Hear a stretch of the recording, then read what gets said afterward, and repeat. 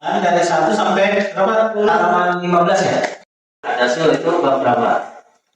Darasa yadrusu. Darasa yadrusu. Ya, bab 1. Bab 1.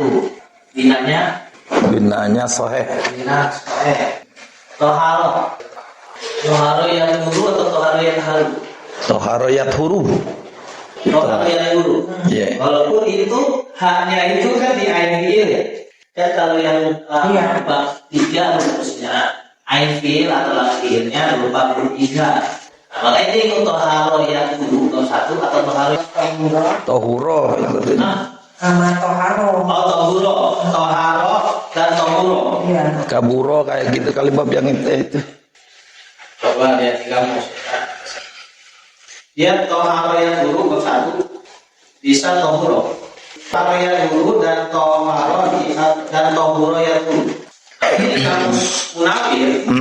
Kamus munawir. Nanti kalau udah punya diri munawir ya. Wah, ini masker. Ada bintangnya. Ada apa? Yang ada bintangnya. Oh iya, pokoknya kalau di munawir cari entry-nya itu ada bintang. Terus lihat tadi kan di bawah.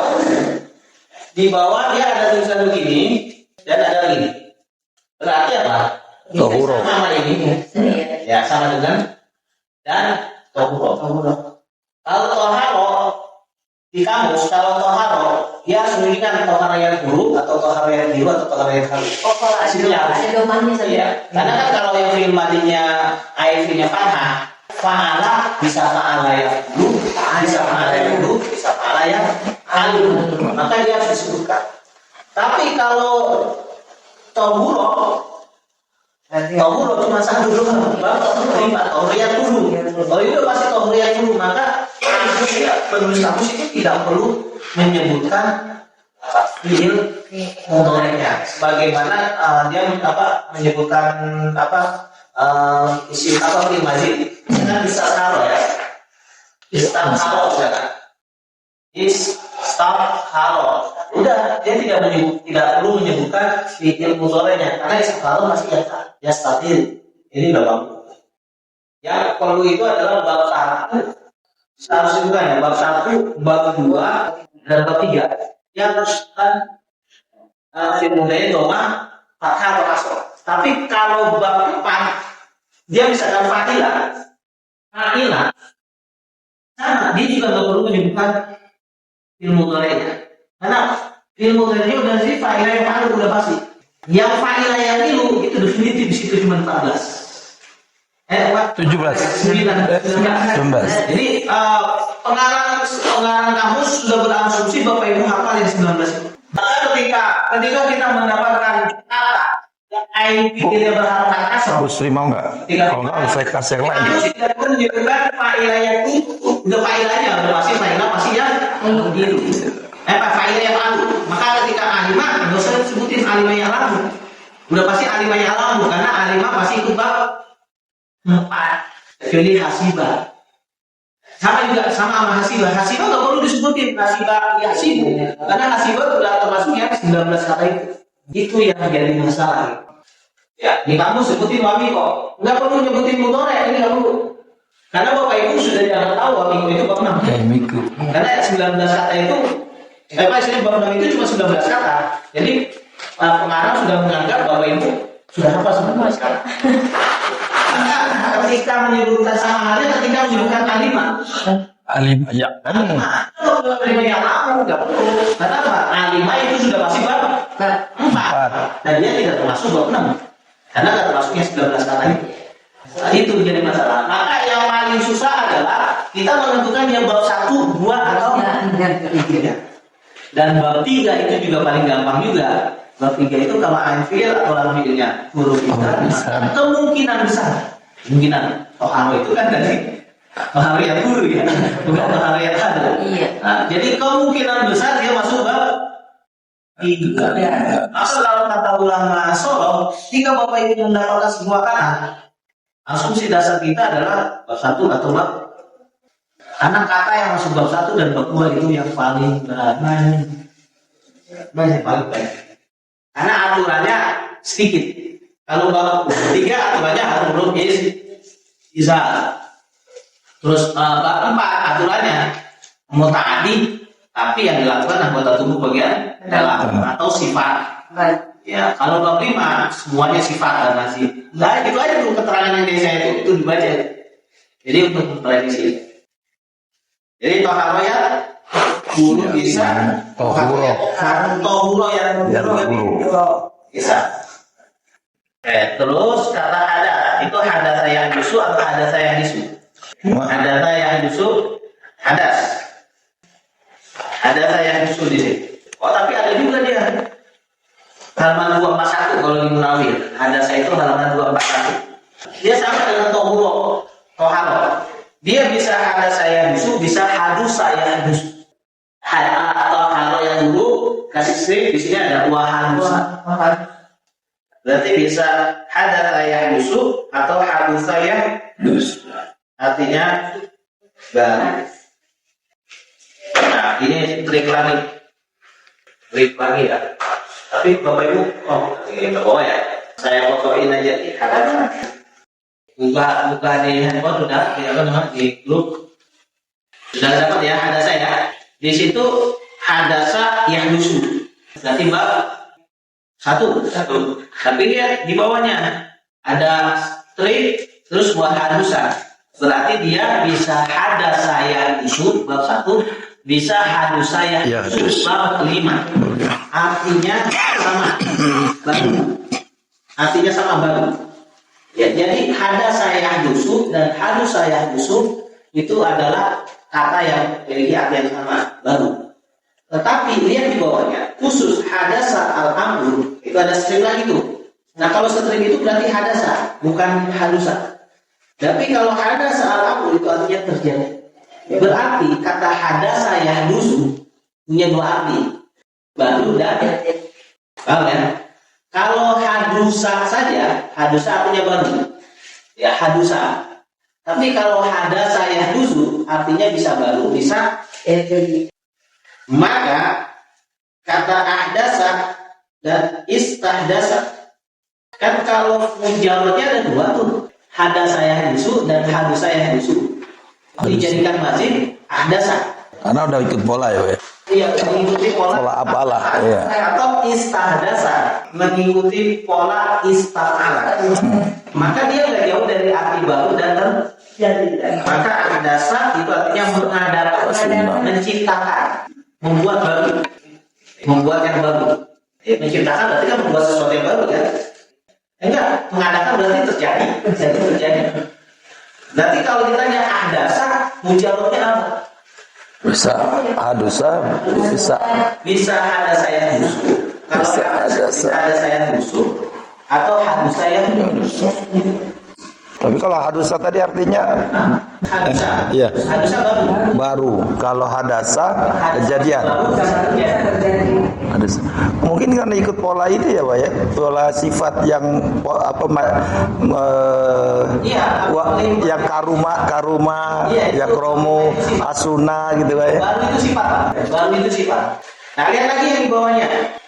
Masih ada strip tuh. Nanti kalau strip itu sama dengan kata yang pertama, yaitu hadasa yang dusu dulu. Jadi hadasa yang dusu dan hadasa as-sayf. Hadasa. Berarti apa? Hadasa bisa lazim, bisa karena hadasa dan hadasa as-sayf itu artinya menghilangkan, memoles, menghilangkan pedang. As-sayf pedang. Kalau kata hadasa yahdusu, bukan hadusa ya, hadasa yahdusu, dan kata hadasa ketika dia memiliki maf'ul bih, maka dia artinya menghilangkan atau memoles baru atau juga dia bisa di bawahnya lagi tuh, di bawah ini asam harus sababa, itu sababa artinya ya, artinya menyebabkan. Jadi kata hadasa bisa lazim, bisa bukan. Makanya bab 1 itu bisa lazim, bisa bukan. Kan hadasa yang dusu bisa lazim, bisa bukan. Tergantung konteksnya. Dan kalau di sini, kalau dia punya maf'ul bih dan maf'ul bihnya berkaitan dengan logam, maka artinya mesti lakukan sesuatu yang bisa dilakukan. Tetapi kalau dia maf'ulnya itu sesuatu yang menjadi penderita, penyebab, disebabkan, maka hadasatnya menyebabkan. Misalkan hadasa at-ta'alluma al-maharata, hadasa at-ta'alluma maharata, belajar menyebabkan kepintaran. Nah, kepintaran itu adalah sebab, fa'ilnya sabab yang menyebabkan. Jadi ketika kata hadasa, fa'ilnya itu penyebab, terus maf'ulnya sesuatu yang disebabkan, maka hadasa artinya menyebabkan. Tetapi kalau hadasa terus maf'ulnya sesuatu yang bisa dikilakan seperti logam, maka hadasa artinya mengkilakan. Atau hadasa di bawahnya lagi hadasa ar-rajul. Ketika hadasa berkaitan dengan hukum fikih, maka hadasa artinya berhadas. Hadasa artinya buang kotor. Hadasa ar-rajul. Berarti hadasa artinya berhadas. Yang ini kurang tepat juga kalau dibilang buang kotoran. Jadi berhadas itu bisa kencing, bisa BAB, atau juga bisa. Jadi hadas, kalau hadasa fa'ilnya manusia dan berkaitan dengan ibadah, berarti hadasa artinya hadas bisa kencing, bisa BAB, bisa kentut. Orang Arab itu sering kali butuh satu untuk menguji, misalnya satu kata, satu tujuan, menggunakan beberapa bahasa, sesuatu yang diulang-ulangkan. Contohnya kalau di Al-Quran, ya ayyuhalladzina amanu sabiru wasabiru, ada kan? Ya ayyuhalladzina amanu sabiru wasabiru. Isbiru dan sabiru artinya sama-sama sabar. Tapi kenapa dua kata disebutin untuk arti sabar? Di surat Al-Imran ini. Ya, ayyuhalladzina sabiru wasabiru. Isbiru wasabiru warabitu artinya sama semua, sabar. Tetapi apa? Kalau di ilmu balaghah, ketika ada tiga kata digunakan untuk satu arti, yang memang tiga kata ini ada yang berarti yang sama, maka itu adalah sebuah penegasan, penekanan. Dan orang Arab seperti itu. Kalau kita Yang di surat Al-Imran itu ya, Iya. ayat 200 itu. Iya, ayat 200. Oh ini hampir sama-sama sama semua. Itu arti gitu. Iya, dan ada bahasa sering banget. Jangan aneh Bapak kalau baca buku ini satu paragraf cuma satu ini doang itu. Artinya semua sama. Itu tujuannya apa? Penegasan. Bisa artinya penegasan, bisa artinya bertele-tele. Orang harus bertele-tele. Tapi saya kalau bedanya sini agak Ya kayak Al-Baqarah ini yang ada nasbiru wasabiru warabiru. Tiga kata untuk menunjukkan arti sabar. Sabarlah, tapi menggunakan tiga kata. Dan di Arab sering banget. Saya minta Bapak mengobati saya. Bahwa tukar antushfiyani. Saya meminta kamu untuk menyembuhkan saya. Ishtafaituka. Saya minta kamu. Saya minta penyembuhan kepada kamu. Oh, sumpah. Jadi caranya jangan manusia, Allah ya. Ini ilmu sorong ya. Da'autullaha an yushfiyana. Da'autullaha an yushfiyani. Saya memohon kepada Allah agar menyembuhkanku. Saya minta kesembuhan kepada sama kan? Da'autullaha yushfiyani. Saya memohon kepada Allah dia istaghfirullah. Saya minta kesembuhan kepada Allah. Sama kan? Jadi kata da'a dan ini digabungkan menjadi istashfa. Jadi istashfa. Da'a dan ini digabungkan jadi kata istashfa. Ya, kayak kemarin aja kita peralihan dari masdar mu'awal menjadi masdar sore. Alal muslimin ayyuti zakat al-fitr. Jadi ya alal muslimin ada zakat al-fitr. Ala muslimi ayusalliya khamsa marrat. Ala muslimi as-salat. Salat kita. Dan bahasa Arab sering banget seperti itu, Pak. Nah ini bermainnya di mana? Bermainnya di situasi masjid. Makanya Bapak itu belajar dasar dulu, mujarrad. Kalau mujarradnya sudah matang, nanti belajar masjid. Dua kata mujarrad bisa digabung menjadi satu kata masjid. Nah ini kan da'a dan syafa'. Ya, da'a dan syafa' itu kan dua kata. Digabungkan menjadi kata istasfa. Istasfa menjadi Modalnya istasfa. Iya. Tapi ini kan firmadi. Oh ya, saya itu. Istasfa ya. Kalau di sini Bapak itu buka halaman 151. Di ya pasti buka halaman 151. Sudah ketemu Istasfa? Ya. 151 lihat di anaknya. Istasfa itu. Istasfa sama istasfa sama enggak, Pak? Istada'a dengan istadu gimana tuh? Istada'a dengan istasfa. Istada'a dan istasfa sama. Maka ketika domir anak istada'a itu, istasfa, istasfaitu. Tahu nggak? Kalau saudaranya itu, kalau saudaranya yastasfa, istasfa yastasfi, istada'a yastada'a. Jadi Bapak Ibu ini ya istada'a sama istasfa sama kan? Istada'a dengan istasfa sama. Nah lihat domir anaknya, yang domir anak. Halaman 151. Domir akhir. Itu kan istada'a. Istada'a dengan istasfa sama. Kalian domir anaknya tuh, domir anak. Ya dua dari bawah. Anak istada'a itu. Berarti kalau istasfa anak istasfain. Terus lanjut ya, asgor. Kata asgor itu dari apa? Udah asgor. Jadi asgor itu ada di halaman 779. Itu soburo. Soburo yas guru. Nah, dia masih nyebutin tuh soburo yas guru. Kalau di kamus lain itu enggak. Soburo yas guru. Tapi lihat di bawahnya. Saya fotoin ya. Jadi Bapak Ibu yang saya alirkan baru yang menjawab dulu ya. Nanti baru masih. Nah, sudah saya kirim. Bisa soburo yas guru berapa? 85. Aku lihat juga tuh habis itu ada waw. Soburo yas guru dan sogiro. Sogiro berapa?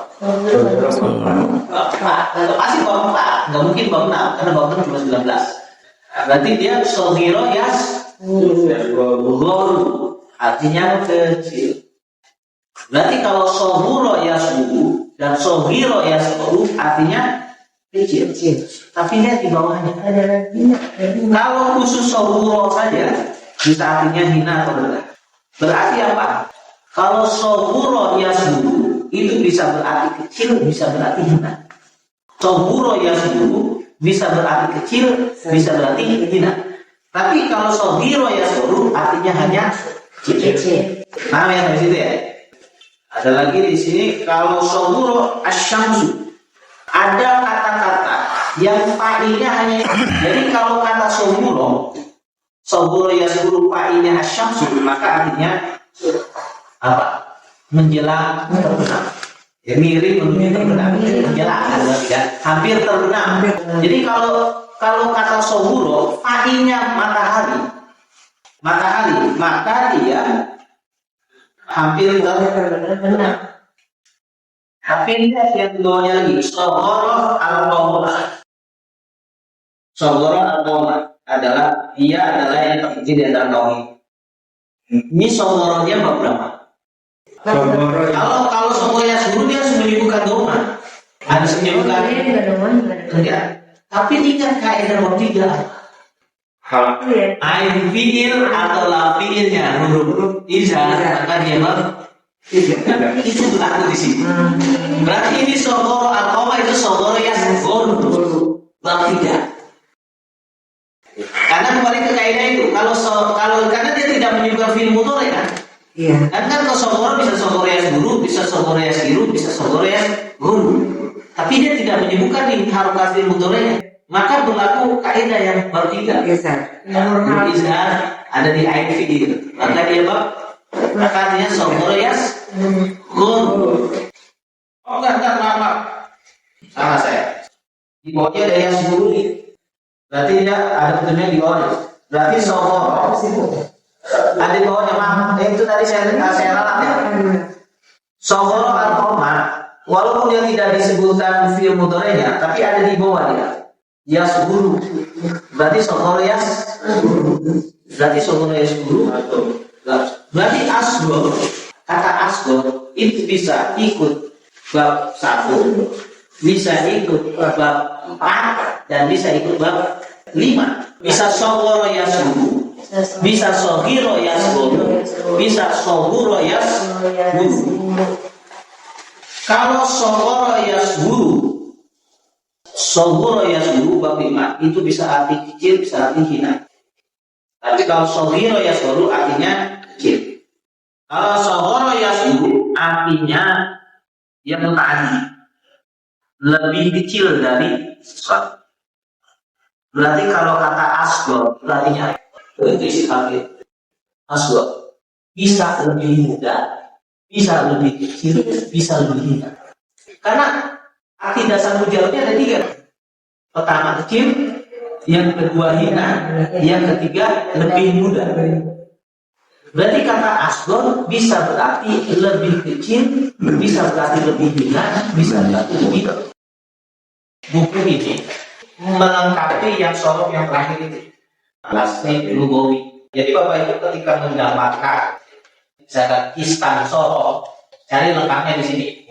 Istan sorok, istan sorohu, istan sorohu dan seterusnya. Jadi istan A kayak tadi istan A. Di sini di buku sorok nggak ada, adanya di sini. Kalau fi'il mudhari'nya ada di tasrif istilah alam ya safiul isti'alat. Jadi ini dan sorok itu saling lengkap dan cari kamusnya di sini. Karena di sini hanya disebutkan Bapak pengarang ini sudah berasumsi Bapak Ibu bisa sorok itu dan bisa ini.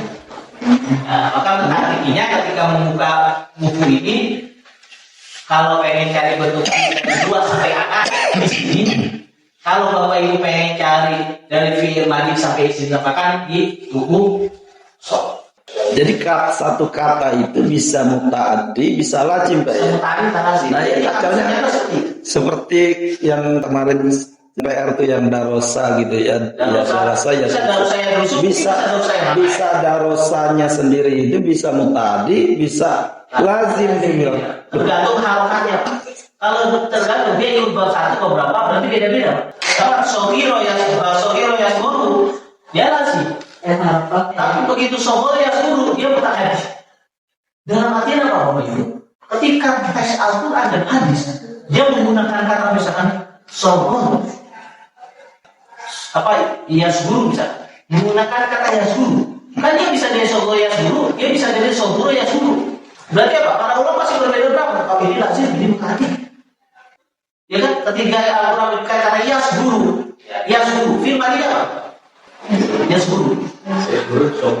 Bisa sogoro yasguru lazim atau sogoro yasguru yang bab 1 tadi. Berarti kalau ulama yang ini bilang lazim itu tadi konsekuensi hukumnya beda. Itu baru dari dia ikut bab 1 atau bab 2.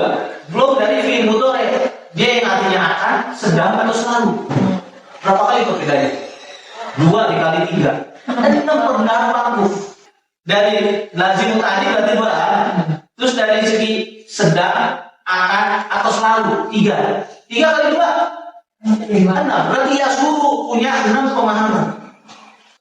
Kalau juga di sini berarti ini Imam Ghazali menjas filosofi itu apa? Tabir. Tapi ternyata begitu ketika aslinya menggunakan fiil. Fiil kan istilahnya berubah. Jadi kan tergantung filosofi yang kayak gimana ya kafir. Berarti ada lagi bacanya itu Pak.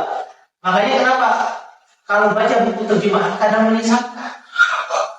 Karena apa? Terjemahan antara isim sama fiil diartikan sama. Jadi kita nggak bisa memberikan hukum. Kalau isim kan berarti apa?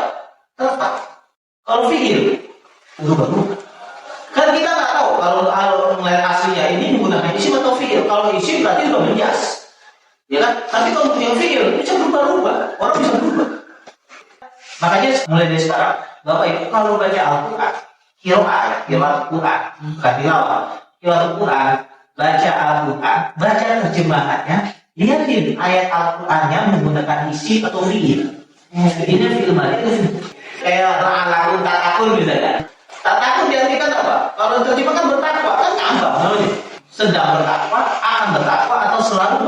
Belum lagi kata kutiba. Kalau di sini kan kita kutiba artinya bukan hanya diwajibkan, tapi menulis, mentakdirkan. Dituliskan, telah dituliskan. Jadi puasa itu sudah ditakdirkan. Tujuannya apa? Kalau puasa itu sudah ditakdirkan, makanya kemarin saya sebutkan la'ala. Itu kalau dalam Al-Quran itu bukan diartikan semoga, pasti. Berarti apa? Kalau orang yang berpuasa dia pasti bertakwa, sedang bertakwa, akan bertakwa atau selalu. Tapi kalau puasa itu diwajibkan, yang namanya diwajibkan orang melaksanakan bisa terpaksa. Ya kan? Tetapi kalau puasa itu adalah sebuah kebutuhan. Orang dioperasi dengan puasa kan ada yang gagal, ada yang gagal. Tapi kan puasa itu adalah kebutuhan. Sama puasa Ramadan itu kebutuhan kita. Efeknya apa? Kita bisa sedang bertakwa, kita bisa akan bertakwa, kita bisa sedang pasti itu. Kenapa? Menggunakan kata la'ala dengan kutiba. Coba kalau Allah menggunakan kata furido atau aujaba, Allah tidak menggunakan kata la'ala. Karena la'ala itu artinya pasti, bukan semoga. Di Al-Quran ya. Kalau di bahasa Arab ma'arat ini semoga, tapi kalau Al-Quran la'ala itu artinya pas dalam kaidah ini. Kenapa? Itu ada korelasi antara menggunakan kata kutiba dan kata la'ala. Kenapa? Puasa itu ditakdirkan, pasti hasilnya begitu, bukan semoga. Kalau diwajibkan semoga. Kalau puasa itu diwajibkan maka hasilnya semoga. Tapi kalau puasa itu ditakdirkan hasilnya pasti, gitu kan? Itu ada korelasi loh. Ini kajian kata-kata ya. Enak sebenarnya kalau kajian kata-kata itu kan. Dan kalau kajian kata-kata kan misalnya perbedaan pendapat, pasti ada yang berpendapat ini pasti itu suatu hal yang mungkin. Karena katanya aja udah memungkinkan, artinya kayak tadi yang sebelum aja bisa ada berapa tadi? 6. Ya itu dari sorongnya doang. Kalau siang Pak, siang dengan saum bedanya apa? Siang dengan saum. Iya. Nah, ini lagi saya mendeteksi kata-kata yang menggunakan bina ajwaf, ibadah yang menggunakan bina ajwaf. Soma yasuma. Kalau sholat bukan sholat, koma yasuma lagi koma. Mendirikan. Sholat itu yang wajib ada mendirikan. Sholat itu hasilnya. Karena sholat di zikri. Sholat itu tujuannya untuk mengingat Allah. Jadi sholat itu hasil. Jadi sholat dengan zikrullah itu sama. Tapi yang diwajibkan bukan sholat itu, iqamah. Iqamah itu sholat. Jadi iqamah itu sholat itu wajib. Nanti hasilnya adalah sholat. Apa sholat itu? Mengingat Allah. Jadi ada orang yang melakukan sholat tapi tidak punya hasil, dia tidak ingat Allah. Nah, tapi dia cuma mengumpulkan kewajiban. Maka kata-kata iqamah itu sholat. Terus soma yasum adwa itu adalah sesuatu yang tidak bisa digantikan oleh orang lain dan sesuatu yang sifatnya berat. Ada lagi yang lebih berat, haji, mengenang bina berdoa haji yang itu berat, menggabungkan antara fisik dan semua. Kalau sudah belajar ini, saya belajar tentang bina, kita mengkaji bahasa Arab versi bina itu kita udah bisa mendeteksi ini ibadah yang berat atau yang syahadat itu yang enggak. Karena bina sohebu, syahadat ya syahadu kan, gampang nggak baca syahadat? Gampang. Ada bina sohebu, nanganin orang sehat itu lebih gampang daripada nanganin orang sakit. Apa namanya, koma yang umum di koma itu kan ada penyakit itu, maka susah karena sholat persen. Tapi kalau syahadat gampang, karena bina sohebu. ringkasnya apa sih? Katakan dari awal katakan nakis. Tadi kan Nakis itu hasil. Di akhir hasil. Maka sholat itu kan mengenai bina nakis. Sholat itu hasil. Prosesnya adalah bina dua. Iko kan sholat. kalau dia misal Puasa, soma ya subuh, ajwa.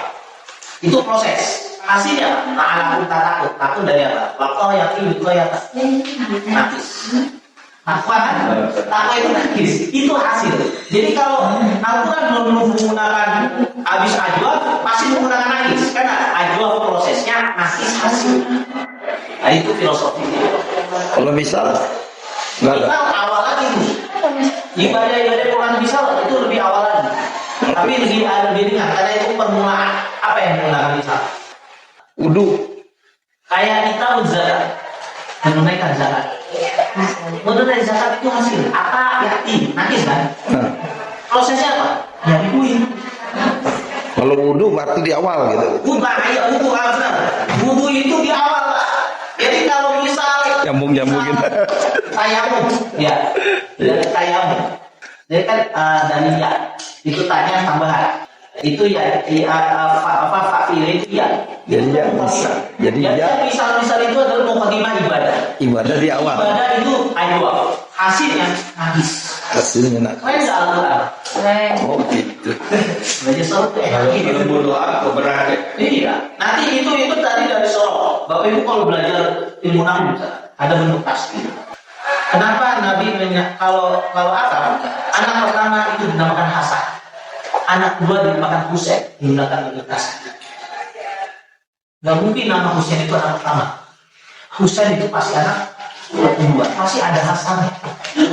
Iya, Hasan, Husain. Ya kan? Contohnya apalagi? Sahal, Suhail. Muhammad sama Ahmad. Kalau Muhammad itu isim maf'ul, kalau Ahmad itu sifat musabah. Makanya Al-Quran menggunakan Ahmad. Namanya sifat musabah, itu sifat yang sudah melekat.